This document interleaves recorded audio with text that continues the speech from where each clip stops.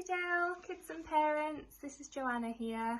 I work in reception class. Miss you Spain, hope you're doing okay.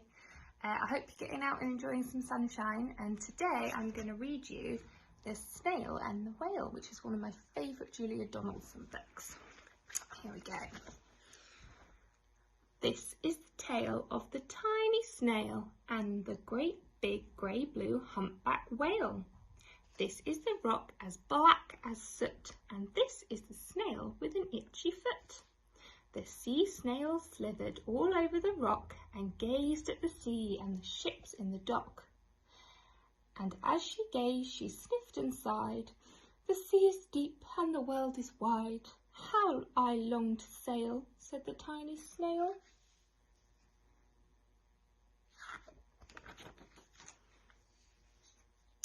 These are the other snails in the flock, who all stuck tight to the smooth black rock, and said to the snail with the itchy foot, "Be quiet, don't wriggle, sit still, stay put." But the tiny sea snail sighed and sniffed, then cried, "I've got it, I'll hitch a lift." This is the trail of the tiny snail, a silvery trail looped and curled, and said, "Lift wanted around the world."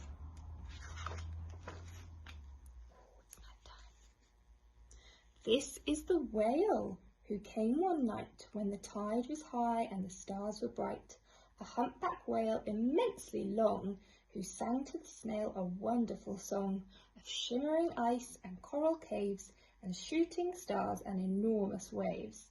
And this is the tale of the humpback whale. He held it out of the starlit sea and said to the sail, "Come sail with me." This is the sea, so wild and free, that carried the whale and the snail on his tail to towering icebergs and far-off lands, with fiery mountains and golden sands. These are the waves that arched and crashed, that foamed and frolicked and sprayed and splashed, the tiny snail on the tail of the whale. These are the caves beneath the waves, where stripy fish and feathery fins and sharks with hideous toothy grins swam round the whale and the snail on his tail.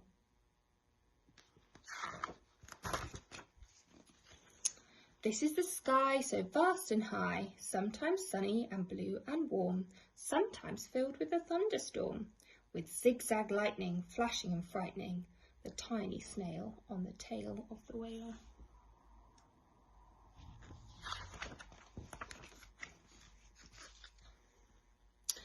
And she gazed at the sky, the sea, the land, the waves and the caves and the golden sand.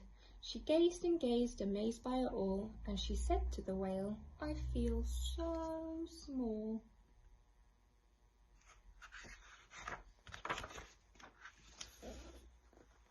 But then came the day the whale lost his way. These are the speedboats running a race, zigging and zooming all over the place, upsetting the whale with their ear-splitting roar, making him swim too close to the shore. This is the tide slipping away. And this is the whale laying beached in a bay. "Quick, off the sand, back to the sea," cried the snail. "I can't move on land, I'm too big," moaned the whale.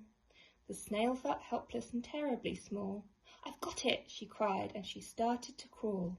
"I must not fail," said the tiny snail. This is the bell on the school in the bay, ringing the children in from their play. This is the teacher holding her chalk, telling the class, "Sit straight, don't talk." This is the board as black as soot, and this is the snail with the itchy foot. "A snail, a snail!" The teacher turns pale. "Look," say the children, "it's leaving a trail." This is the trail of the tiny snail, a silvery trail saying, "Save the whale." These are the children running from school, fetching the fireman, digging a pool, squirting and spraying to keep the whale cool.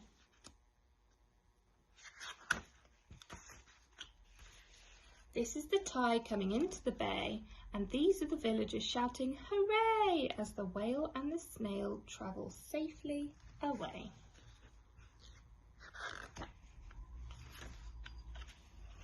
Back to the dock and the flock on the rock, who said, "How time's flown, and haven't you grown?" And the whale and the snail told their wonderful tale of shimmering ice and coral caves and shooting stars and enormous waves, and of how the snail, so small and frail, with her looping, curling, silvery trail, saved the life of the humpback whale. Then the humpback whale held out his tail, and on crawled snail after snail after snail. And they sang to the sea as they all set sail on the tail of the great blue humpback